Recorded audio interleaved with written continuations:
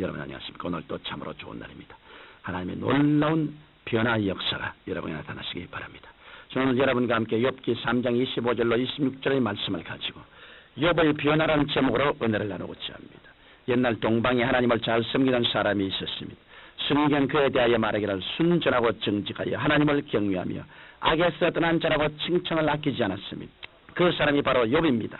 욥은 인품이 온화하였고 지혜와 총명이 탁월하여서 당시 동방 일대에 사는 사람들로부터 존경을 한 몸에 받고 있었습니다. 뿐만 아니라 그는 가정 환경과 물질 환경에도 축복을 받았습니다. 그래서 세라의 10자녀를 두었고 양과 약대와 소등 가축도 상당히 많았습니다. 그러나 어느 날 하나님 앞에서 사탄이 욥을 참수하기 시작했습니다. 사탄은 욥이 하나님을 섬기는 이유가 다른 데 있는 것이 아니라 물질이나 지위 또는 명예 등을 소유하고 보존하기 위한 데 있다고 말했습니다.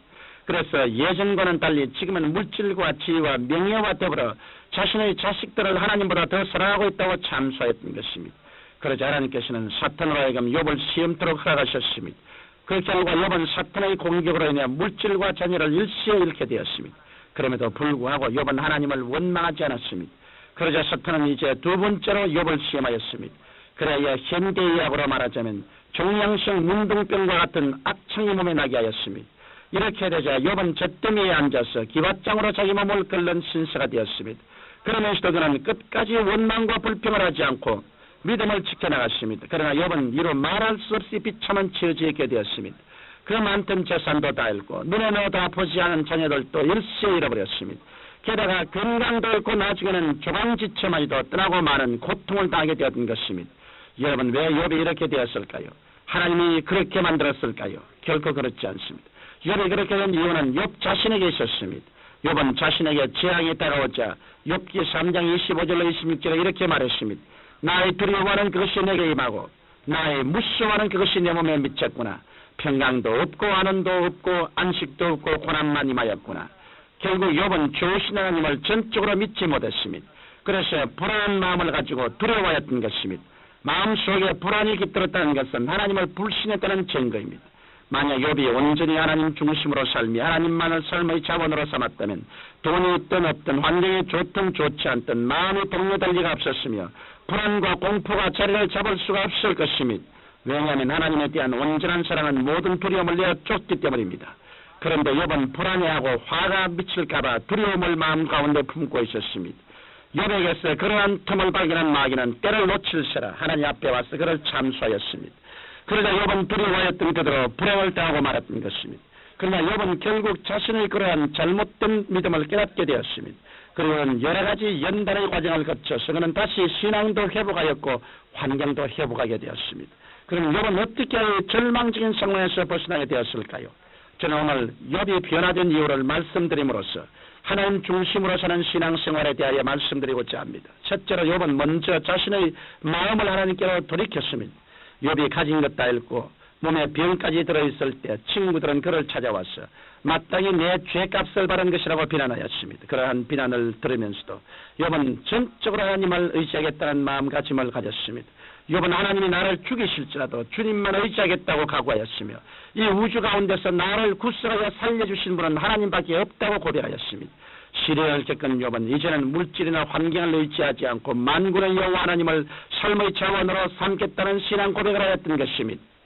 환난을 당하기 전까지는 하나님을 섬긴다고 하면서도 마음 한구석에는 물질과 부에 설명없이 기대하고 있었던 욥이었습니다. 그러나 그가 시험을 받으면서 모든 것을 잃어버리게 됐자 결국 끝까지 의지할 분은 하나님밖에 없다는 사실을 깨달았던 것입니다. 그러자 그의 마음은 완전히 하나님께로 향하게 되는 변화가 일어났습니다. 그래야 그룹 하나님만이 자신을 구속할 수 있으며 하나님만이 의지할 뿐이라는 고백을 하였던 것입니다. 오늘 또 하나님께서는 이러한 사람을 찾으십니다. 그러므로 주님만 의지하고 하나님을 삶의 원천으로 삼으십시오. 그와 같이 하면 마귀가 틈을 타지 못할 뿐 아니라 항상 하나님의 보호하심을 받을 수 있습니다. 둘째로 욥은 순전한 믿음의 씨앗을 심었습니다. 욥에게 물질이 풍부했을 때 그는 하나님께 심은 것을 소홀히 하였습니다. 그것은 마귀가 와서 참수한 사실을 보호할 수 있습니다. 만약 그가 물질로 하나님의 일에 열심을 보였더라면 마귀가 와서 욥을 참수해도 하나님께서는 아니다, 욥은 물질을 의지하지 않고 있다, 자선 사업을 하는 것을 보고 선교 사업을 하는 것을 보라, 저렇게 물질로 심고 있지 않냐고 말씀하실 것입니다. 그러나 욥이 순전한 마음으로 물질을 심지 않았기 때문에 마귀에게 참소를 당하고 말았던 것입니다. 그러나 욥은 물질이 다 없어진 뒤에 자기에게 가진 것으로 하나님 앞에 믿음의 씨를 심었습니다. 그것은 자신을 보고 공개하고 비난하기만 하던 친구들을 위하여 하나님께 대속의 기도를 드린 것입니다.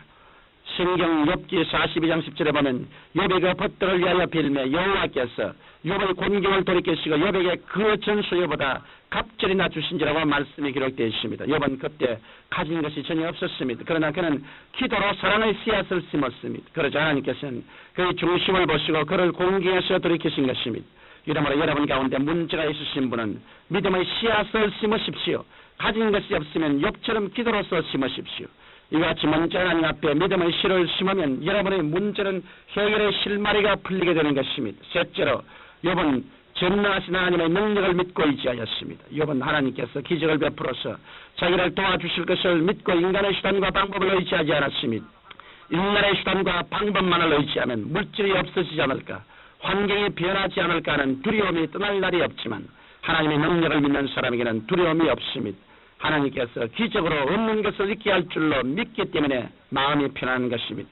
욥은 온갖 연단을 겪고 나서야 비로소 하나님은 무소 불능하시며 무슨 경륜이든지 이룰 수 있다는 하나님의 능력을 믿었습니다.